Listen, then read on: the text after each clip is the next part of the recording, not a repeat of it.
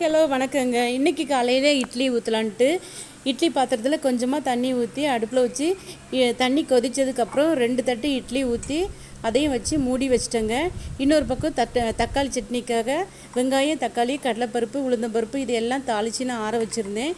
அதையும் நான் அரைச்சி ஒரு பவுலில் மாற்றி வச்சுருந்தேங்க. அப்புறமா தேங்காய் சட்னிக்காக தேங்காய், பொட்டுக்கடலை, பச்சை மிளகாய் இதெல்லாம் நான் அரைச்சி வச்சுருந்தேன்.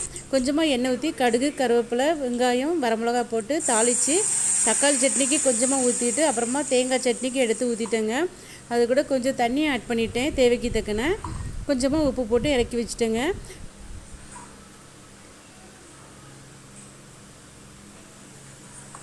இட்லி ரொம்ப சூடாக இருந்துச்சு, அதனால் லைட்டாக தண்ணி தெளித்து எடுத்துட்டேன்.